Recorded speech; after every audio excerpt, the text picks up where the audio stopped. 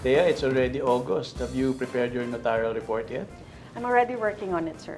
Okay, that's good. So, you still recall your notarial practice rules?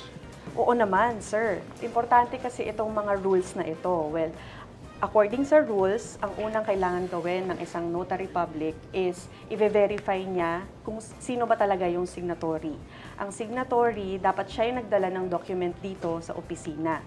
So, ibig sabihin, kailangan ng personal appearance ng signatory at may dala siyang valid government-issued IDs. Ano ba mga competent IDs na tinatanggap natin?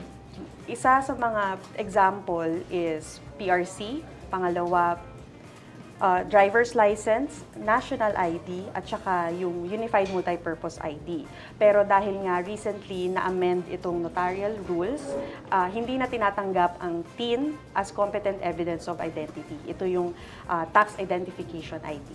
Okay, so make sure that the parties are present. No Yes, sir. personal appearance, no notarization. Yes, sir. So, naalala mo ba nung tinanong ka ni Judge when you got your notarial license? Oo, sir. Tinanong niya sa akin kung ano yung purpose ng notarization. Do you remember? Oo naman, sir. Naalala ko. Kasi pag nagpapanotaryo ka, yung private document na dala mo, i-convert siya into a public document.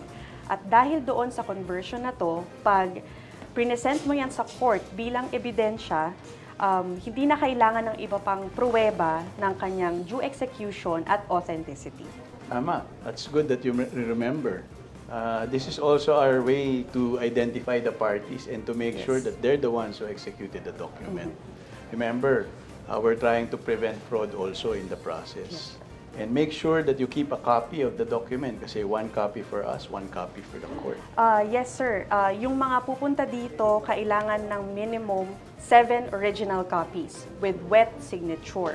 Good. Yung dalawa, kinukuha ko doon sa 7, isa para sa court at isa para sa file copy ko. That's good. I remember a few weeks ago, may dumating dito. Kala ko magpapanotaryo, ayun pala, taga Supreme Court. So apparently, the Supreme Court is cracking down on fake notaries and lawyers who don't enforce the notarial practice rules. Yes, sir. Kasi tayong mga notaryo publiko, tayo ay authorized officials na dapat accountable tayo sa ating mga actions. At dahil abogado din tayo, kailangan din natin i-make sure na ma-maintain natin yung professional standards para madagdagan ang tiwala at reliability sa ating mga actions. All right, so keep it up.